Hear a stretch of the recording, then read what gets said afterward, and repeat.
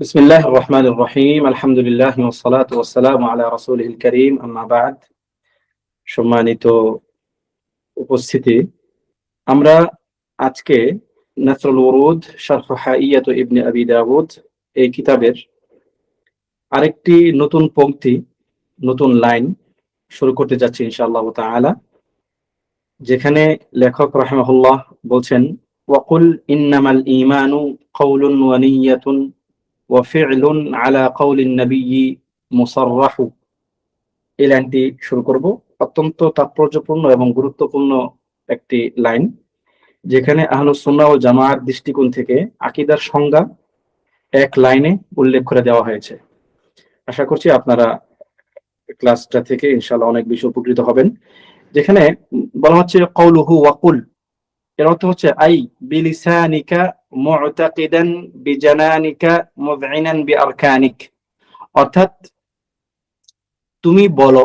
লেখক এখানে বলছেন কি যে তুমি বলো বা তুমি এই সাক্ষ্য দাও যে অন্তরে বিশ্বাস সহকারে, অন্তরে বিশ্বাস সহকারে সাক্ষ্য দেওয়ার কথাগুলো বারবার কেন আসে? কেননা আমরা বিশ্বাস করি, যদি কোনো ব্যক্তি মুখে এমন কোনো কিছু স্বীকৃতি দেয় যেই বিষয়ে সে বিশ্বাস করে না, মূলত এটি মুমিনের আলামত নয়, মুমিনের গুণাবলী এরকম নয়। মুমিন হচ্ছে সে অন্তরে যেটা বিশ্বাস করবে সে সেটা মুখে স্বীকৃতি দেবে, এবং সে মুখে এমন কোনো কথা বলবে না যা সে অন্তরে বিশ্বাস করে না। তাহলে নিফাক থেকে বাঁচার জন্য আপনাকে মুখে আপনি যেটা বলবেন সেটা আপনার অন্তরে বিশ্বাস থাকা লাগবে। এরপরে কওলুহু ইন্নামাল ঈমান, ইন্নামা আদাতু হাসর। আপনাদেরকে আগেও মনে হয় বলেছিলাম যে কোনো কিছুকে সুনির্দিষ্ট বা সীমাবদ্ধ বোঝানোর জন্য আরবিতে বেশ কিছু আদাত আছে। আদাত মানে হচ্ছে এর কিছু চিহ্ন বা এর কিছু হরুফ আছে, কিছু এটাকে কি বলা যায়, যেটা যে শব্দগুলো দ্বারা, এমন কিছু শব্দ আছে যেই শব্দগুলো দ্বারা বচন বলতে পারেন, বচন বচন তো মনে হয় হয় কিনা আল্লাহু আলাম, জানি না। কারণ আদাত এইটাই হচ্ছে সহজ আর কি। আদাতের বহুবচন হচ্ছে আদাওয়াত, অর্থাৎ যেই শব্দগুলো কি করে, হাসর, কোনো কিছুকে নির্দিষ্ট করে ফেলে। না, আদাত না এটা, আদাত না এটা আদাত। আদাত, এই যে এই শব্দটা আদাত, আদাত মানে হচ্ছে যন্ত্র আর কি, মানে একটা কিছুর উপকরণ। দারুন, উপকরণ। অর্থাৎ এমন কিছু উপকরণ আছে যেই উপকরণগুলোর মাধ্যমে মূলত কি হয়, আপনার কোনো কিছুকে নির্দিষ্ট করা অর্থে বোঝায়। নির্দিষ্ট করা অর্থে যেগুলো দিয়ে বোঝানো হয়ে থাকে, এরকম কিছু ব্যাপার নিয়ে আজকে ইনশাআল্লাহ আমরা আলোচনা করব। তো এখানে এর মধ্যে অন্যতম হচ্ছে ইন্নামা। কোনো একটা বাক্যের শুরুতে যখন ইন্নামা শব্দ আসবে, এটা ধরে রাখবেন, এটা একটা হাতমি ব্যাপার। ইন্নামা হচ্ছে আদাত ও হাসর, অর্থাৎ কোনো কিছুকে সীমাবদ্ধ করে দেওয়ার জন্য। যেমন ইন্নামাল্লাহু ওয়া রাসূলুহু, ইন্নামাল্লাহু ওয়া রাসূলুহু, এরপরে ধরেন একটা শব্দ আসলো, তার মানে কি, যে শুধুমাত্র আল্লাহ এবং তার রাসূল। ইন্নামা কাওলাল মুমিনিনা ইযা দুউ ইলাল্লাহ, মুমিন যখন মুমিনদেরকে আল্লাহ তাআলার দিকে ডাকা হয় তখন তাদের কথা একটাই থাকে যে সামিআনা ওয়া আতা'না, আমরা শুনলাম এবং মানলাম। ঠিক আছে? তাহলে ইন্নামা হচ্ছে কোন একটা কিছুকে সুনির্দিষ্টভাবে শুধুমাত্র ওটাই হবে এরকম বোঝানোর জন্য হচ্ছে ইন্নামা। অব্যয়, আদাওয়াত, সমস্যা নাই, একটা কিছু বললেই হবে, অব্যয়। তো ইন্নামাল ঈমান, মানে ঈমান তো হচ্ছে, ঈমান তো আর কিছু না, শুধুমাত্র এটা। এটা বোঝানোর জন্য এখানে বলা হচ্ছে যে আল ঈমানু লুগাতান, ভাষাগত দিক থেকে ঈমানের অর্থ হচ্ছে আত-তাসদীক, বিশ্বাস করা। সাধারণভাবে আমরা যখন ভাষায় এই শব্দটি ব্যবহার করি তখন তার অর্থ কি হবে? তাসদীক, মানে কোনো কিছুকে স্বীকৃতি দেওয়া, এটাকে সত্য বলে স্বীকার করে নেওয়া। আমি আপনাদেরকে এর আগে একবার বলেছিলাম যে কোনো কিছুর সংজ্ঞা নির্ধারণে আমরা এর 3 রকমের অর্থ ধরতে পারি। একটা হচ্ছে এর লুগাতান অর্থ, একটা হচ্ছে এর শারআন অর্থ, একটা হচ্ছে এর ইসতিলাহান অর্থ। তো লুগাতান অর্থটা হচ্ছে সবচেয়ে বেশি ব্যাপক। সবচেয়ে বেশি ব্যাপক কি? লুগাতান। অর্থাৎ লুগাতান আপনি এমন মানে একটা শব্দের এত ব্যাপক অর্থ পাবেন যেটি আপনি শারআন পাবেন না। যেমন সাধারণভাবে লুগাতান যখন নাকি ঈমান শব্দটা মানুষের কথাবার্তায় ব্যবহৃত হবে তখন তার অর্থ হবে কি? যে কোনো ধরনের বিশ্বাস, যে কোনো রকমের বিশ্বাসকে লুগাতান বলা হবে কি, যে এটা হচ্ছে ঈমান। কিন্তু শারআন আসলে এর সংজ্ঞাটা বা এর অবস্থানটা আরো বেশি কমে আসবে। আর ইসতিলাহান আসলে এর এর অবস্থানটা আরো কমে আসবে। ঠিক আছে? আচ্ছা, তাহলে এখানে লুগাতান ঈমানের অর্থ হচ্ছে কি তাসদীক, যে কোনো কিছুকে বিশ্বাস, যে কোনো কিছুর প্রতি বিশ্বাস স্থাপন করা, যে কোনো কিছুকে বিশ্বাস করা। এবং ইসতিলাহান হচ্ছে, দেখুন ইসতিলাহান কিন্তু আরো বেশি সংকীর্ণ অর্থটা। ইসতিলাহান হচ্ছে তাসদীকুম বিল কলব, অন্তরে সেটাকে আপনি বিশ্বাস করবেন, ওয়া কাউলুন বিল লিসান, এবং মুখে সেটাকে স্বীকৃতি দিবেন, ও আমালুন বিল জাওয়ারিহ, এবং অঙ্গ প্রত্যঙ্গের দ্বারা সেটাকে বাস্তবে প্রতিফলন ঘটাবেন। তাহলে এটা কিন্তু অনেক বেশি তাকিদ দিয়ে সুনির্দিষ্ট একটা কিছুকে বোঝানো হচ্ছে। আর লুগাতান হচ্ছে যে কোনো ধরনের বিশ্বাস হলেই চলবে, ব্যক্তির আমল দরকার নাই, ব্যক্তির মুখের স্বীকৃতির দরকার নাই, শুধু বিশ্বাস হলেই সেটা ঈমান হবে। কিন্তু ইসতিলাহান সুনির্দিষ্ট আরো কিছু বিষয়কে ইনক্লুড করে নিয়ে আরো বিষয়টাকে সীমাবদ্ধ করে দেওয়া হয়েছে। ইয়াজিদু বিত-তাআ, এবং ইসতিলাহান এর অর্থ এটাও যে ইয়াজিদু বিত-তাআ, আনুগত্যের মাধ্যমে আল্লাহ সুবহানাহু ওয়া তাআলার বিধানগুলো মান্য করার মাধ্যমে এটি বাড়ে, এবং ওয়ায়ানকুসু বিল মাসিয়াহ, এবং গুনাহ বা আল্লাহ তাআলার অবাধ্যতার মাধ্যমে এই ঈমান কমে। এটি হচ্ছে আমাদের নিকট ঈমানের সংজ্ঞা, যে ঈমান হচ্ছে তাসদীকুন বিল কলব ওয়া কাউলুন বিল লিসান, অথবা ইকরারুন বিল লিসান, ওয়াল আমালু বিল আরকান, অথবা ওয়াল আমালু বিল জাওয়ারিহ, ইয়াজিদু বিত তাআতি ওয়া ইয়ানকুসু বিল ইসয়ান, অথবা ওয়া ইয়ানকিসু বিল মাসিয়াহ। এটা আপনি যেই শব্দেই বলেন না কেন এইরকম আর কি অর্থগুলো। ঠিক আছে? এরপরে হচ্ছে কোনটা নিয়াতুন, কোনটা বললেন এখানে নিয়াতুন অর্থ কি, এই যে এটা সামনে আসতেছে নিয়া অর্থ। মানে এখানে আমরা আপাতত এইটুকু জানলাম যে আহলুস সুন্নাহ ওয়াল জামার কাছে ঈমানের সংজ্ঞাটা কি, এই যে এটা। এরপর হচ্ছে কাউলুন। কাউলুন অর্থ হচ্ছে আই কাউলুন বিল লিসান, মুখে স্বীকৃতি দেওয়া। ফামান লাম ইউকির ওয়া ইয়ানতুক বিলিসানিহি মাআল কুদরাতি লা ইউসাম্মা মুসাদ্দিকা, যে ব্যক্তি সামর্থ্য থাকা সত্ত্বেও মুখে স্বীকৃতি দিল না যে আশহাদু আল্লা ইলাহা ইল্লাল্লাহ ওয়াহদাহু লা শারীকা লাহ ওয়া আশহাদু আন্না মুহাম্মাদান আবদুহু ওয়া রাসূলুহু, মুখে তার স্বীকৃতি দেওয়া সম্ভব তবু সে স্বীকৃতি দিল না, যদি এমন হয় তাহলে এই ব্যক্তিকে মুসাদ্দিক বলা হবে না, অর্থাৎ সে অন্তরে বিশ্বাস করে বলে সাব্যস্ত হবে না, ধরা হবে না। এটা কিন্তু একটা ইসতিলাহি অর্থ। লুগাতান কি এরকম? বিষয়টা এরকম না। এই লুগাতান এবং ইসতিলাহান পার্থক্য করা না বোঝার কারণে দেখবেন অনেকে বিদআতের সংজ্ঞার মধ্যে পেছ লাগায় দেয়। অনেকে বিদআতুন হাসানা বিদআতুন সাইয়্যিআ বলে। অনেকে ওমর রাদিয়াল্লাহু আনহুর সেই বিখ্যাত কওল নি'মাতুল বিদআতু হাদিহি, এটার মাধ্যমে তারা বিদআতের নতুন একটি প্রকার বের করে যে উত্তম বিদআত বলতেও কথা আছে না, এটা হচ্ছে লুগাতান। তো এরকম লুগাতান হয়তো সেটা সাব্যস্ত হয়ে যাবে, কিন্তু শারআন অথবা ইসতিলাহান যদি কোনো ব্যক্তি মুখে স্বীকৃতি না দেয় সামর্থ্য থাকা সত্ত্বেও, তাহলে তার ঈমানকে স্বীকৃতি দেওয়া হবে না, তার ঈমান নাই। ঠিক আছে? কাউলুহু ওয়া নিয়্যাতুন, দেখুন এখানে কিন্তু লেখক দুইটা কথা বলছেন, ইন্নামাল ঈমানু কাউলুন ওয়া নিয়্যাতুন। কাউলুন ওয়া নিয়্যাতুন, নিয়্যাতুন মানে হচ্ছে কসদুন, উদ্দেশ্য করা। ইদিন নিয়্যাতু হিয়াল কসদ, অর্থাৎ তাহলে নিয়্যাত এখানে হচ্ছে কসদ, কিন্তু এখানে ওয়াল মুরাদু হুনা আন্নাল ঈমান লা ইয়াসিহু ইল্লা বিইতিকাদিল কলব, অর্থাৎ ঈমান অন্তরের ইতিকাদ বা অন্তরের বিশ্বাস ছাড়া ঈমান গ্রহণযোগ্য হবে না। তাহলে এখানে নিয়ত অর্থ হচ্ছে ইতিকাদ। আমরা কি বলি না যে মুখে বলা এবং অন্তরে বিশ্বাস করা, এই অন্তরে বিশ্বাস করার ব্যাপারটা এখানে লেখক নিয়াতুন দিয়ে উল্লেখ করছেন। কেন তিনি এখানে নিয়াতুন দিয়ে উল্লেখ করলেন অন্তরের বিশ্বাসটাকে, মানে শুধু আমালুন বলেন না, কারণ তিনি তারপরে আবার ফিআলুন শব্দ উল্লেখ করেছেন।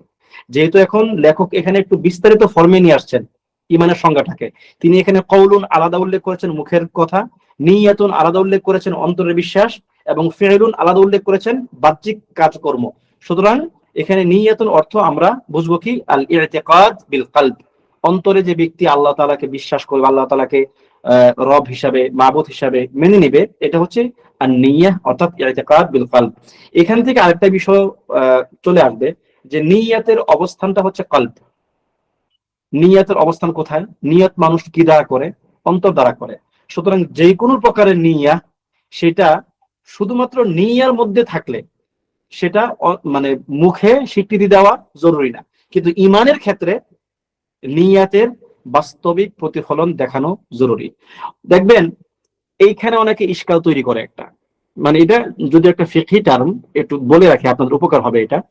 যেমন অনেকে বলে যে নিয়ত, তো আপনারা বলেন নিয়ত হচ্ছে অন্তরের ব্যাপার, তাহলে আল্লাহ নবী সাল্লাল্লাহু আলাইহি ওয়াসাল্লাম যে নিয়ত করেছেন উমরার বা হজের মুখে মুখে বলে যে লাব্বাইক আল্লাহুম্মা উমরা, এর উত্তর কে দিবেন? প্রথম কথা হচ্ছে এটা কোনো নিয়া নয়, এটা হচ্ছে নিয়াতের বহিঃপ্রকাশ। মানে আপনি যে উমরা করতে যাচ্ছেন আপনি এটা মুখে প্রকাশ করলেন, মূলত নিয়ত তো আপনি অন্তরেই করেছেন।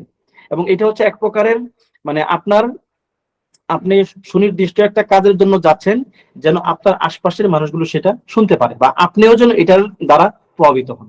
লাব্বাইক আল্লাহুম্মা উমরা এটা নিয়া নয়, এটা হচ্ছে তালবিয়া। এটা কি? এটা হচ্ছে একটা তালবিয়া, মানে আপনি আল্লাহ তাআলার নিকট নিজেকে হাজির করলেন, আপনি আল্লাহ তাআলার নিকট নিজেকে হাজির ঘোষণা করলেন, লাব্বাইক আল্লাহুম্মা উমরা, হে আল্লাহ আমি আপনার নিকট হাজির হয়েছি একটা উমরা করার জন্য। এটা হচ্ছে আপনি তালবিয়া পাঠ করলেন, কিন্তু নিয়া আপনার অন্তরেই থাকবে যে আপনি উমরা করতে আসছেন, কিন্তু এটা হচ্ছে কি আপনার তালবিয়া পাঠ করা, লাব্বাইক আল্লাহুম্মা লাব্বাইক, ওই একটা অংশের, ওই যে লম্বা লাব্বাইক তালবিয়া এর একটা অংশ হচ্ছে এটা লাব্বাইক আল্লাহুম্মা উমরা। এরপর আসুন কওলুহু ওয়া ফি'লুন আই ফি'লুন বিল আরকান, অর্থাৎ কর্মগুলি হতে হবে আপনার বাস্তব বা বাহ্যিক যে অঙ্গ প্রত্যঙ্গ, এই অঙ্গ প্রত্যঙ্গের মাধ্যমে। কওলুহু আলা কওলিন নাবিয়্যি মুসাররাহু আই মুসাররাহুন বিহি ফি কওলিন নাবিয়্যি সাল্লাল্লাহু আলাইহি ওয়াসাল্লাম।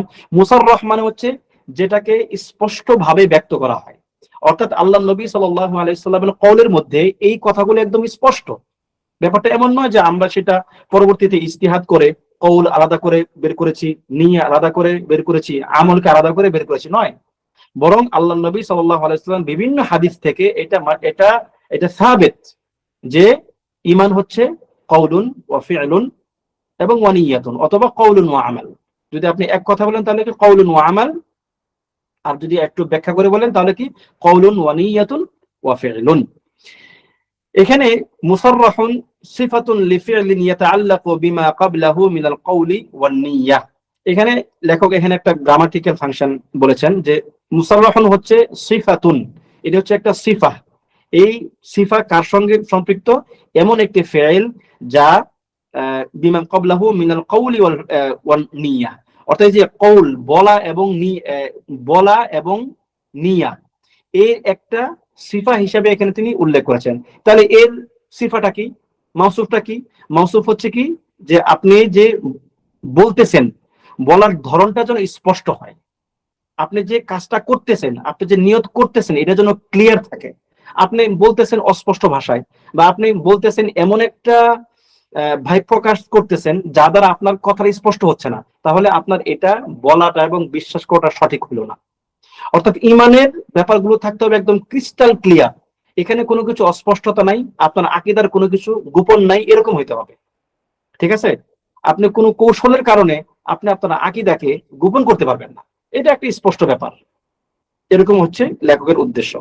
ওয়াইদান কানাত আলফাযুস সালাফি মুসাররাহাতান বিযালিক, এবং সালাফগণের ইমানের ব্যাপারে তাদের আলফাজগুলো, তাদের পরিভাষাগুলো, তাদের শব্দ গুচ্ছগুলো ছিল একদম ক্রিস্টাল ক্লিয়ার, তাদের মধ্যে কোনো অস্পষ্টতা ছিল না। আপনি সালাফগণের কোনো কিতাব পড়ে মানে এমন হবে না যে আসলে আমি বুঝতেছি না উনি কি সহিহ আকীদার মানুষ নাকি ওনার মধ্যে কোনো গলদ আছে, যেটা আমরা এখন এই কথা কিন্তু প্রায় বলি যে আসলে ওনার কথা দেখে বোঝা যায় না যে উনি কোন চিন্তা রাখেন। না, সালাফদের কওল ছিল স্পষ্ট। আপনি যেই কোনো আমাদের সালাফগণের যেই কারো কিতাব আপনি পড়েন দেখবেন এত স্পষ্ট যে আপনি আশ্চর্য হয়ে যাবেন যে তাদের কথার মধ্যে মানে এখনকার আমাদের ভাষায় আমরা বলি যে কোনো রসকস নাই, মানে কোনো ওই ইদার উদার নেই আর কি, একদম তারা সোজা কথা বলেন। হাইযু ক্বালা ইবনে হাজার রাহিমাহুল্লাহু তাআলা, ইবনে হাজার রাহিমাহুল্লাহু তাআলা বলেন হুয়াল লাফযুল ওয়ারিদু আনিস সালাফিল্লাযী আতলাকু আলা যালিক, এটি হচ্ছে এমন কিছু আলফাজ বা এমন একটা লফজ যে ব্যাপারে সালাফগণ স্পষ্ট ভাষায় কথা বলেছেন। আপনি এখন আবার কেউ কেউ বলেন না যে আপনাদের সালাফরা, না, আমাদের সালাফরা বলতে আপনি যাদেরকে বুঝান শুধু তারা না, আপনারা অনেকেই যাদেরকে সালাফ মনে করেন তারা আমাদেরও সালাফ। ইমাম আবু হানিফা রাহিমাহুল্লাহ, আপনি ওনার কি বলে আল ফিকহুল আকবার পড়ে দেখেন, কত স্পষ্ট কথা। মানে আসলে ওনারা অস্পষ্ট কোনো কথা তারা বলতে জানতেনই না।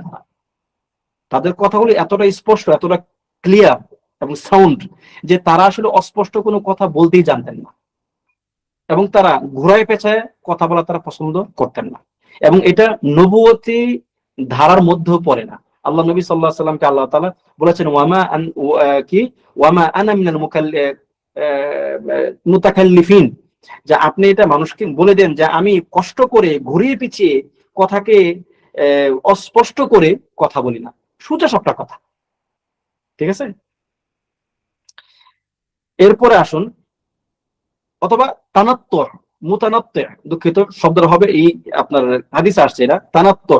নবী সাল্লাল্লাহু আলাইহি সাল্লামের মধ্যে কোনো তানাত্তু ছিল না, মানে ঘুরিয়ে পেঁচিয়ে কথা বলা, একটা বলে আরেকটা বোঝানো, এরকম কি তার অভ্যাসের মধ্যে ছিল না। তিনি সোজা সাপটা কথা বলতেন।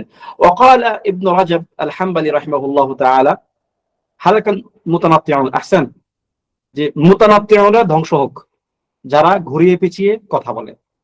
এরপর আসুন, আল মাশহুর আনিস সালাফ, ইবনে রাজব আল হাম্বলি রাহিমাহুল্লাহ বলেন যে মাশহুর, সালাফগণের থেকে মাশহুর হচ্ছে, ও আহলুল হাদিস, এবং আহলুল হাদিসদের থেকে এবং সালাফদের থেকে মাশহুর হচ্ছে, আন্নাল ঈমান কওলুন ওয়া আমালুন ওয়া নিয়্যা, ঈমান হচ্ছে কওল বলা, আমালুন করা, এবং নিয়্যা অন্তরে বিশ্বাস করা।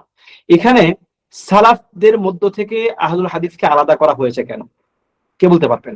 এখানে সালাফ মানে কি আর আহলুল হাদিস অর্থ কি, কে জানেন? আবার এটা ভাববেন না যে সালাফদের থেকে মনে আহলুল হাদিস আলাদা। আহসান, এখানে আহলুল হাদিস দ্বারা মূলত বোঝানো হয়েছে এরা হচ্ছে হাদিস বিশেষজ্ঞ।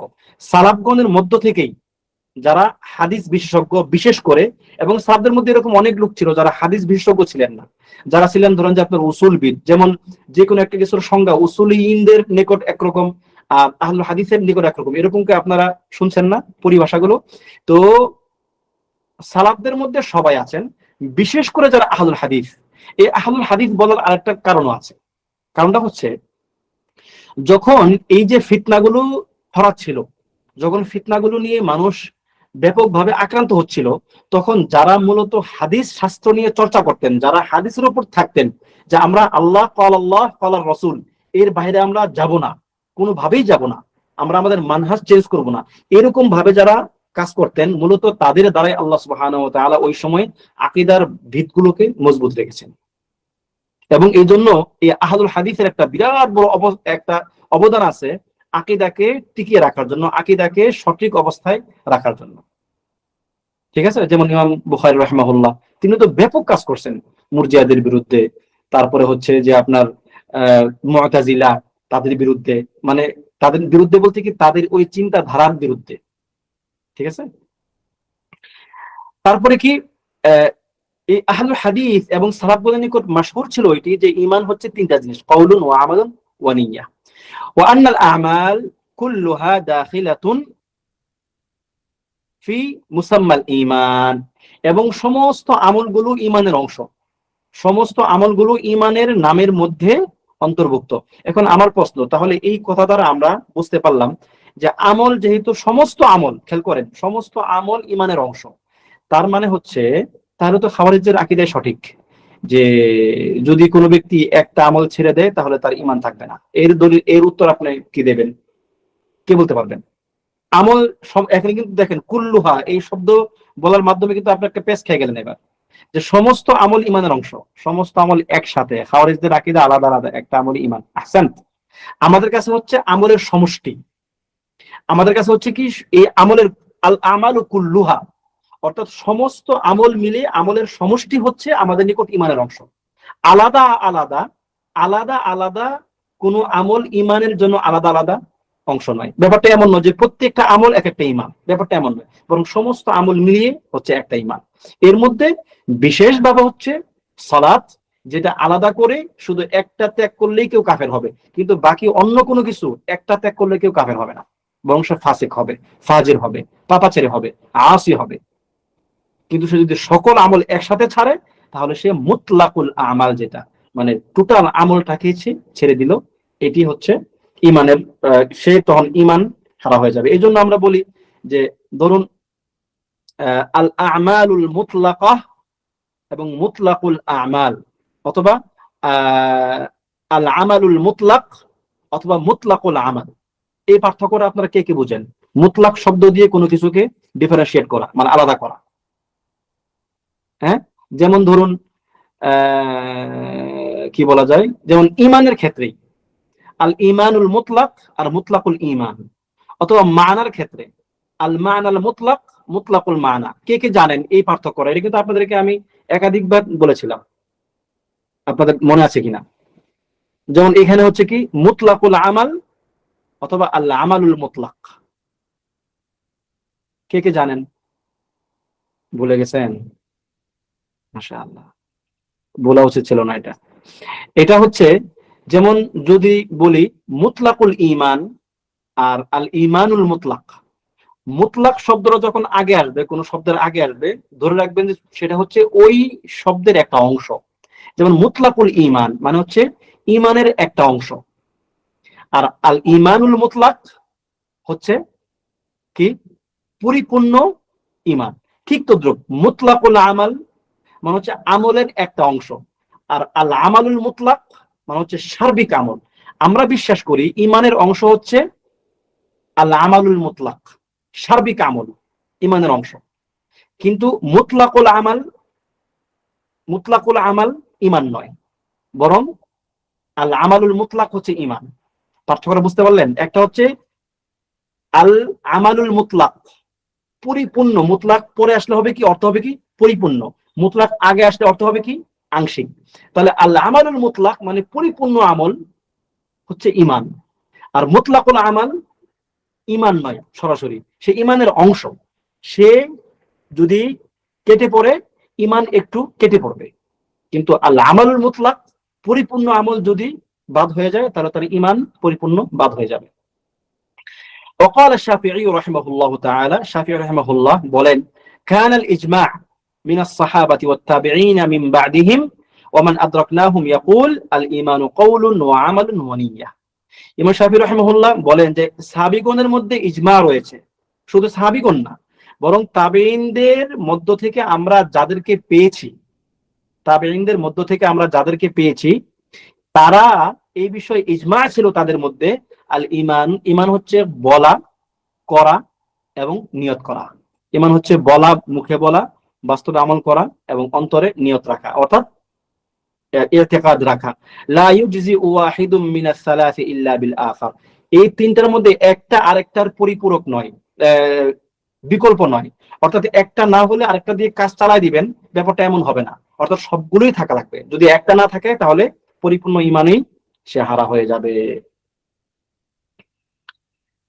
এরপর আসুন দ্বিতীয় আরেকটি লাইন, ওয়ায়ানকুসু তাওরান বিল মাআসি ওয়া তারাতান বিতাআতিহি ইয়ানমি ওয়া ফিল ওয়াজনি ইয়ারজাহু। কওলুহু ওয়ায়ানকুসু তাওরান বিল মাআসি ওয়া তারাতান আই আল ঈমানু ইয়াজিদু বিত তাআতি ওয়ায়ানকুসু বিল ইসয়ান।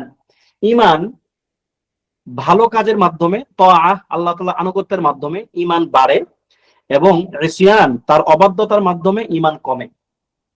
এটা হচ্ছে ওয়ায়ানকুসু তাওরান, তাওরান মানে হচ্ছে একটা সময়ে, তাওরান, তাওরান তাওর হচ্ছে একটা স্তর, অর্থাৎ কখনো কখনো ঈমানের স্তর কমে যায় বিল মাআসি, গুনাহের কারণে, এবং ওয়াতারাতান এবং কখনো কখনো কি হয় বিতাআতিহি ইয়ানমি, এবং তার আনুগত্যের মাধ্যমে তার ঈমানটা বেড়ে ওঠে, বেড়ে যায়, বড় হয়, বাড়ে। এর দলিল হচ্ছে আল্লাহ তাআলার বাণী লিয়াজদাদু ঈমানাম মা ঈমানিহিম, সূরাতুল ফাতহের একটি আয়াত, যেন তাদের ঈমানের সঙ্গে আরো ঈমান বাড়ে। এবং আল্লাহ তাআলা আরো বলেন ওয়াইদা তুলিয়াত আলাইহিম আয়াতুহু যাদাতহুম ঈমানা, যখন তারা আল্লাহ তাআলার আয়াতগুলো তাদের নিকট তেলাওয়াত করা হয় তখন তাদের ঈমানগুলো বেড়ে যায়, তাদের ঈমান বেড়ে যায়। এবং আল্লাহ তাআলা সূরাতুত তাওবার শেষের দিকে বলেন ওয়াইদা মা উনজিলাত সূরাতুন ফামিনহুম মান ইয়াকুলু আইয়ুকুম যাদাতহু হাযিহি ঈমানা, যখন তাদের নিকট আল্লাহর আয়াতগুলো তেলাওয়াত করা হয় অথবা তাদের উপর কোনো সূরা নাজিল করা হয় তখন তারা বলে যে এই সূরাগুলো তোমাদের কার কার ঈমান বাড়িয়ে দেব। তো আল্লাহ তাআলা বলতেছেন ফাআম্মাল্লাযীনা আমানু ফাযাদাতহুম ঈমানা, যারা ঈমান আনে তাদের ঈমানকে আল্লাহ তাআলা এর মাধ্যমে বাড়িয়ে দেন। এরকম আরো অনেক আয়াত আসছে কোরআনে এবং অনেক হাদিসও আসছে যে হাদিসগুলো দ্বারা সাবিত হয়, সাব্যস্ত হয় যে ঈমান ইমান বাড়ে কমে। এখানে মনে হয় লেখক নিয়ে আসেন নাই, আমি একটু এখানে বলে দেই যে ইমান বাড়ে এই জিনিসটা ক্লিয়ার হলো এখান থেকে, যে অনেকগুলো আয়াত আসছে, অনেকগুলো হাদিস আসছে। ইমান কমার হাদিস কোথায় আছে, বা ইমান কম মানে কমার দলিলটা কি? আহসানুল্লাহু ইলাইক। ঠিক, আমি বলবো। জি জি বলুন। হাদিস আবি সাঈদ আল খুদরি, মান রাআ মিনকুম মুনকারান ফালইয়ুগাইয়িরহু বিয়াদিহি ফাইন লাম ইয়াসতাতি' ফাবিলিসানি ফাইন লাম ইয়াসতাতি' ফাবিকলবি ওয়া যালিকা আযআফুল ঈমান। আযআফ আহসান, মা'নি ইয়ানি ইয়ানকুস। বারাকাল্লাহ ফিক। আবাহ মানে হচ্ছে সর্বনিম্ন, মানে তার ইমানটা শুরুতে হয়তো সবচেয়ে উঁচু, পরে আস্তে আস্তে তার ইমানটাকে কমতে কমতে এর পরে কোনো ইমান নাই, মানে এটা হচ্ছে সর্বনিম্ন ইমান। আবাফ তার মানে ইমানের আকওয়া আছে, আবাফ আছে, শক্তিশালী হয়, দুর্বল হয়, বাড়ে কমে। এটা হচ্ছে সুন্নাহ থেকে আপনি একটা একটা দলিল দিলেন। দেখুন সালাফগণের কোরআনের বুঝটা কেমন দেখেন। ইমাম বুখারী রাহিমাহুল্লাহ এই জিয়াদার আয়াতগুলো দ্বারাই দলিল দিয়েছেন যে ইমান কমে। জিয়াদা যে বাড়ে, ইমান ইমান যে বাড়ে, এটা তো কোরআন দ্বারা সাব্যস্ত। তিনি কোরআন দ্বারা এই জিয়াদার আয়াতগুলো দিয়েই দলিল দিয়েছেন যে ইমান কমে। কেমনে? এটা হচ্ছে তাদের ফিকহ, তাদের ফাহামের তীব্রতা দেখেন। উনি বলতেছেন তার কোন এক লেখনীতে যে যে ইমান বাড়ে এটা হচ্ছে ইমান কমার লক্ষণ, কারণ যে জিনিস বাড়ে সে জিনিস কমে। বাড়ে কোত্থেকে বাড়ে? কম থেকে বাড়ে, তাই কিনা? যেটা কম সেখান থেকে বাড়ে, বাড়া মানে হচ্ছে তার কম আছে, বিদেশে বাড়ে, তার মানে সেটা আবার কমে। তো ওনারা সালফে সালেহিন এই আয়াতগুলো থেকে তারা ইস্তিমবাদ করতেন, বা তারা এই আয়াতগুলো দ্বারা বুঝতেন যে যে আয়াত দ্বারা ইমান বাড়ে বোঝাবে, সেই আয়াত দ্বারা ইমান কমে বোঝাবে, দুইটাই সাবেত হবে, সাব্যস্ত হবে। আচ্ছা, এরপরে কাউলুহু ইয়ারজাহু আই তারজাহু কিফাতাল ঈমানি বিসাবাবিল আমাল, অর্থাৎ এই যে আপনার ইমানের যে পাল্লাটা, এটা ভারী হবে কিসের ভিত্তিতে? আপনার আমলের কারণে। ওয়াল আমালুস সালিহু ইয়ারফাউ, আপনার ইমানে হচ্ছে আপনি বেসিক ভাবে আপনি মানে আপনার আল্লাহ তাআলার দ্বীনের মধ্যে ঢোকার বেসিক যে ধাপটা, এই ধাপটা আপনি পার হয়েছেন, আপনি ঢুকতেছেন। এবার ঢোকার পরে আপনার আমল এবার আপনার ইমানটাকে পরিপূর্ণতা দেবে, এবং ইমানটাকে এবার আস্তে আস্তে উপরের দিকে তুলতে থাকবে। যেগুলো একদম একদম বেসিক আমল, ওইটা হচ্ছে আপনার ইমানের পরিপূর্ণতা, আপনার ইমানের শুদ্ধতার জন্য শর্ত। আর বিস্তারিত আমল যেমন নফল বলেন বা ফরজের মধ্যে মানে প্রত্যেকটা আমল ঠিক আলাদা আলাদা ভাবে, এগুলো হচ্ছে আপনার ইমানকে বাড়িয়ে তোলার জন্য। একটা হচ্ছে ইমানের জন্য শর্ত, একটা হচ্ছে ইমানের বাড়ার জন্য শর্ত। পার্থক্য আছে না একটা? ধরেন অনেকে বলবে যে তোমরা যখন বলতেছো যে আমল মানুষের ইমানকে বাড়ায়, তার মানে তার বেসিক আমল, তার বেসিক ইমান থাকে আমল ছাড়াও। না, বিষয়টা এরকম না। আমলের একদম বেসিক আমলটা হচ্ছে ইমানের সেহাত বা তার শুদ্ধতার জন্য শর্ত। আর আমলের বিস্তারিত বিবরণ বা অনেক বেশি আমল বা আমলের বাড়তি, এটি হচ্ছে তার ইমানের বাড়ান্তরের জন্য শর্ত। তাহলে এর মধ্যে কিন্তু একটা সূক্ষ্ম পার্থক্য আছে। এটা কিন্তু অনেকে আপনাকে দেখবেন যে যাদের মধ্যে এই এই যে মানে এই প্যাচগোজ গুলো আছে, যাদের বিশ্বাসটা এরকম না, তারা আপনাকে এই দিক থেকে বিপদে ফেলতে চাইবে। তাহলে আপনাকে এই পার্থক্যটা বুঝতে হবে। একটা হচ্ছে আসাসিয়াত আর হচ্ছে কামালিয়াত। একজন লেখলেন আসাসিয়াত। আসাসিয়াত হচ্ছে একটা যে ইমানের জন্য আসাসি মৌলিক, আর হচ্ছে কামালিয়াত ইমানের পরিপূর্ণতার জন্য। তো আসাসিয়াত হচ্ছে সার্বিক আমলের একটা অংশ থাকতে হবে, আর কামালিয়াত হচ্ছে যত আমল বাড়বে তার কামালাত বাড়তে থাকবে, তার ইমানের শক্তি বাড়তে থাকবে। ঠিক আছে? এক সময় যখন তার শক্তি কমতে কমতে কমতে কমতে যখন তার কোনো আমল থাকবে না, ইমানটা এক সময় অস্থায়ী করে মারা যাবে। কারণ সে এমন দুর্বল হবে যে দুর্বলের পরে সে আর দুর্বল হতে পারবে না, এবার সে তার অস্তিত্ব হারিয়ে ফেলবে। বোঝা গেল? এই এরপরে আসুন وهو فهذا الذي قرره الناظم وهو مذهب اهل السنه والجماعه خلافا للمرجئه الذين اخرجوا العمل عن مسمى الايمان। এটি হচ্ছে আহলুস সুন্নাহ ওয়াল জামাআর আকীদা মুরজিয়াদের এগেইনস্ট, আকীদা যারা ঈমান থেকে আমলকে বের করে দিয়েছে। ওয়াফি হাদাইনিল বাইতাইন, এই দুইটি বাইত, এই যে আমরা উপরে দুটি পংক্তি পড়লাম, এই দুইটি বাইতের মধ্যে নাযিম রাহিমাহুল্লাহ আহলুস সুন্নাহ ওয়াল জামাআর যে আকীদা, এই আকীদার দিকে তিনি ইশারা করতেছেন ঈমানের ক্ষেত্রে, এবং এটি চারটি বিষয়কে শামিল করে। চারটি বিষয় এর অন্তর্ভুক্ত। এক নম্বর হচ্ছে কি, আল কওলু বিল লিসান ওয়াল ইতিকাদু বিল জানান ওয়া হুয়া ইতিকাদুল কলব, অর্থাৎ ইতিকাদুল কলব একটা, মুখে স্বীকৃতি একটা, এবং ওয়াল আমালু বিল আরকান, বাস্তবে আমল একটা, ওয়া আন্নাহু ইয়াজিদু বিত তাআতি ওয়া ইয়ানকুসু বিল ইসয়ান, এবং এটি বাড়ে ভালো কাজের মাধ্যমে এবং অসৎ কাজের মাধ্যমে সেটি কমে। ফালা বুদ্দা মিন হাদিল আরবা লিতাহকীকিল ঈমান, ঈমানের তাহকীকের জন্য এই চারটি জিনিস জরুরি। একদম না দেখে আমাকে কে এটা আরবিতে এখন বলতে পারবেন? কিতাব দেখবেন না, মাইক চালু করবেন, বলে যাবেন আল ঈমানু হুয়া তাসদীকুন বিল কলবি ওয়া ইকরারুন বিল লিসানি ওয়াল আমালু বিল আরকানি ইয়াজিদু বিত তাআতি ওয়া ইয়ানকুসু বিল ইসয়ান। এই কথাটা আহসানাল্লাহু ইলাইক। ওয়া ইলাইহি। ওস্তাদ, আমার একভাবে এটা মুখস্থ ছিল, 5টা নুন, মানে শেষে নুন আসবে। কোন ইনশাআল্লাহ সমস্যা আমি বলবো। এইভাবে বলেন, আপনি যেভাবে জি। পারেন। কাউলুন বিল লিসান ওয়া আমালুন বিল আরকান ওয়া তাসদীকুন বিল জানান ওয়া ইয়ানকুসু বিতাআতির রহমান ওয়া ইয়াজিদু বিতাআতির রহমান ওয়া ইয়ানকুসু বিতাআতিশ শাইতান।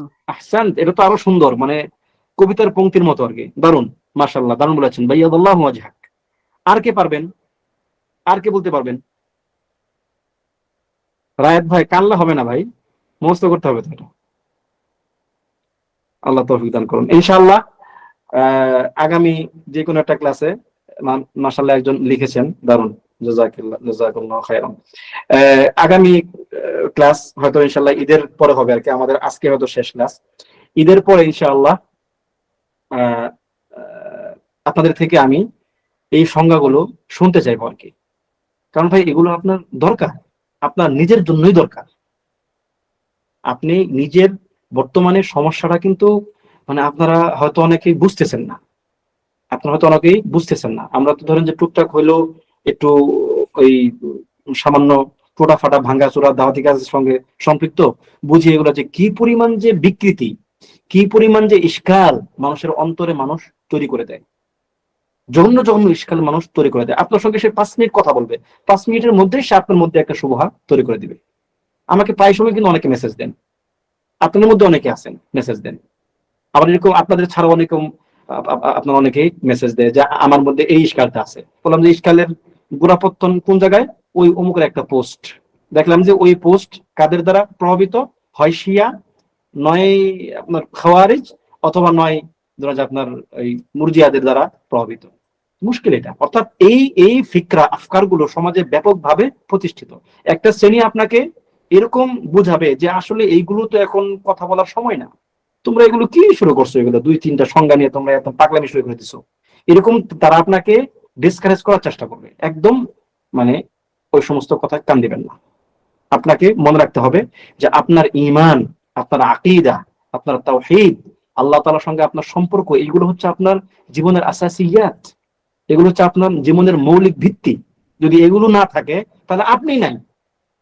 আপনি মরে গেলে কোনো সমস্যা নাই, কিন্তু আপনার এইগুলো হারাই গেলে আপনার সমস্যা আছে।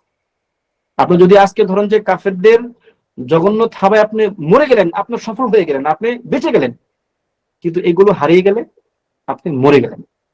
সুতরাং প্রকৃত মরা জিন্দার সংজ্ঞা হচ্ছে এগুলো, আপনার ঈমান ঠিক আছে কিনা, আপনার আকীদা ঠিক আছে কিনা। ঠিক আছে? তো এই জন্য মানুষের কথায় ফালা ইগুররান্নাকা কিল্লাতুস সালিকিন, মানে অল্প মানুষ এই পথে হাঁটতেছে, আকীদার পথে হাঁটতেছে, আকীদা নিয়ে কথা বলতেছে, তাওহীদ নিয়ে কথা বলতেছে, এইটা যেন আপনাকে মানে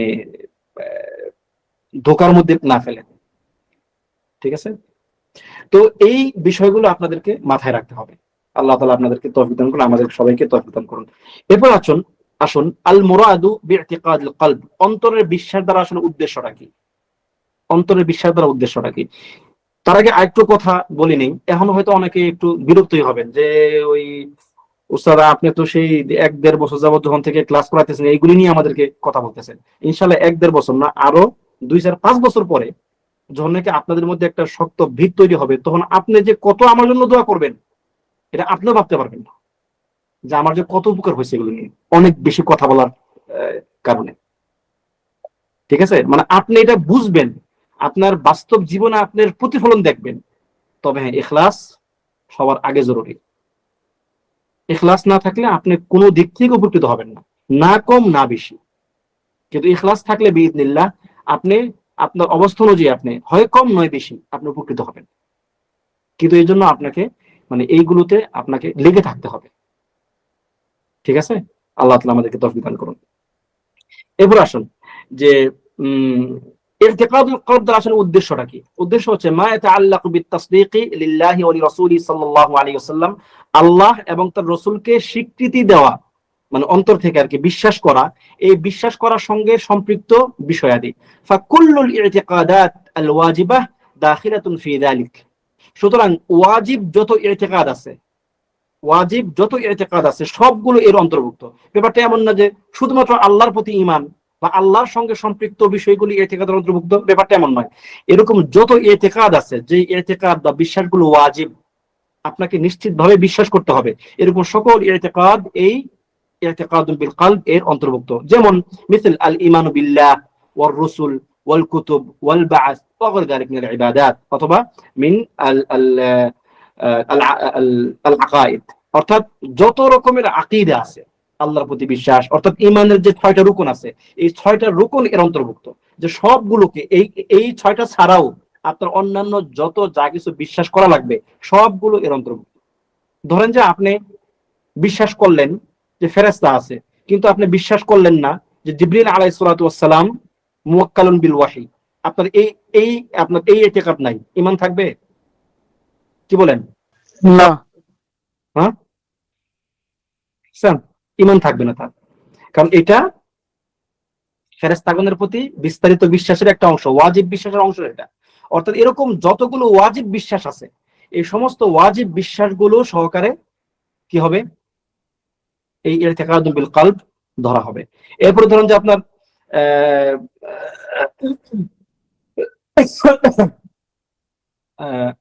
তার রুবুবিয়াত, তার আসমা ও সিফাত, অর্থাৎ বিশ্বাসের সঙ্গে যা কিছু আছে সবগুলো এর অন্তর্ভুক্ত হবে। এরপর আসুন আম্মা আমালুল কলব। এবার আসেন অন্তরের কাজ দ্বারা কি উদ্দেশ্য। আমরা জানলাম অন্তরের ইতিকাদ দ্বারা হচ্ছে ইতিকাদাত, তার বিশ্বাসগুলো। তো অন্তরের কাজটা কি? অন্তরের কাজ হচ্ছে ফান্নাতিজাতুল মুরাত্তাবাতু আলা যালিক, এই বিশ্বাসের সঙ্গে সংশ্লিষ্ট নাতিজা হচ্ছে অন্তরের কাজ।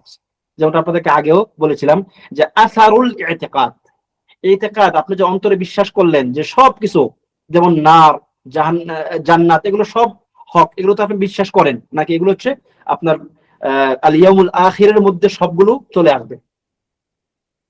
আল ঈমানু বিল ইয়াউমিল আখির, আখিরাতের প্রতি বিশ্বাস স্থাপনের মধ্যে কি জান্নাত, জাহান্নাম, ফেরেশতা ইত্যাদি যা যা আমরা সবাই জানি, এগুলো সব চলে আসবে।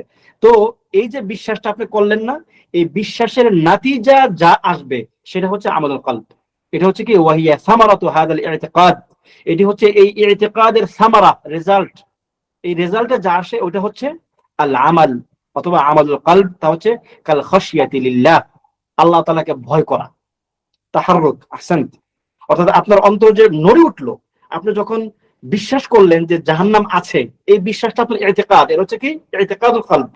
এই বিশ্বাসটা থাকাতে আপনি এবার ভয় পাচ্ছেন, এই বিশ্বাসের প্রেক্ষিতে কিন্তু আপনার অন্তরে ভয় ঢুকলো, এবং হচ্ছে আল্লাহ তাআলার শাস্তির ভয় আপনি পাচ্ছেন। এই শাস্তির ভয় পাওয়াটা হচ্ছে ইতিকাদ, আপনার আমালুল কলব। এবং হচ্ছে ওয়াত তাওয়াক্কুল, আপনি কেন আল্লাহর উপর তাওয়াক্কুল করবেন? আপনি যখন বিশ্বাস করতেছেন যে আল্লাহ তাআলা আযীম, তিনি কাদির, তিনি সব কিছু করতে সক্ষম, সকল কিছু তার নিয়ন্ত্রণে, এই বিশ্বাসটা আপনার যখন থাকবে তখন আপনি তার প্রতি পরিপূর্ণ তাওয়াক্কুল করতে পারবেন। তাহলে তাওয়াক্কুল একটা কাজ, অন্তরের কাজ। এই কাজটা কেন আসলো? কারণ আপনি আল্লাহ তাআলাকে আযীম জানেন, আপনি আল্লাহ তাআলাকে কাদির জানেন। তাহলে এই বিশ্বাসের প্রেক্ষিতে এই তাওয়াক্কুলটা আসলো। ওয়া নাহু যালিক, এরকম যত কাজ আছে, আপনি আল্লাহ তাআলাকে ভয় করবেন, আপনি তার নিকট আশা করবেন, এই আশা একটা অন্তরের কাজ। আপনি আশা কেন করবেন আল্লাহ তাআলার কাছে? কারণটা কি? আপনি কি এই জন্য আশা করবেন যে আল্লাহ তাআলা অক্ষম এই জন্য? না, আপনি আল্লাহ তাআলার কাছে আশা করবেন এই জেনে বা এই বিশ্বাস করে যে তিনি সব কিছু দিতে সক্ষম এবং তিনি অত্যন্ত দয়ালু, তিনি অত্যন্ত মায়াময়, আপনি কিন্তু এই বিশ্বাস থেকেই কিন্তু আপনি তার প্রতি আপনি আশা পোষণ করবেন, তাই কিনা? সুতরাং আপনার বিশ্বাস, ইতিকাদ যেমন হবে, আপনার অন্তরের আমলগুলো তেমন হবে। যদি ইতিকাদের মধ্যে দুর্বলতা থাকে, তাহলে আপনার অন্তরের আমলগুলোর ক্ষেত্রে দুর্বলতা থাকবে। আর যদি কারো অন্তরের আমলের ক্ষেত্রে দুর্বলতা থাকে, তার বাহ্যিক আমলে দুর্বলতা আসবে। কেন একজন ব্যক্তি সালাতে দাঁড়িয়ে এই দোকানের হিসাব করে, ঝগড়া করে, বন্ধুর সাথে আড্ডা মারে, পরীক্ষার চিন্তা করে, কেন করে? সালাতের মধ্যে দাঁড়িয়ে তার এত কিছু কেন হয়? প্রবলেমটা হচ্ছে তার ভিতরের যে আমল, সে আল্লাহ তাআলাকে কিভাবে দেখে, ওই জায়গাতে সমস্যা। যদি ওই জায়গাতে সব ঠিকঠাক থাকতো, তাহলে এই জায়গাটা ঠিকঠাক থাকতো। কেন সে যাকাত দিতে গিয়ে রিয়া করে? কেন সে হজ করতে গিয়ে হাজি নাম লাগায় নেয়? সব ওই অন্তরের সমস্যা। এটা সে অন্তরে আল্লাহ তাআলা সম্বন্ধে তার ইতিকাদটা অতটা শক্ত না, অতটা ক্লিয়ার না। যদি তার অন্তরে ক্লিয়ার থাকতো এগুলো, তাহলে তার বাহ্যিক আমল তার ওই অন্তরের আমল হিসেবে ওই অন্তরের আমলের প্রেক্ষিতে তার বাহ্যিক আমলগুলো সুন্দর হতো। বোঝা গেল? আল্লাহ তাআলা আমাদেরকে সঠিক বুঝ দান করুন।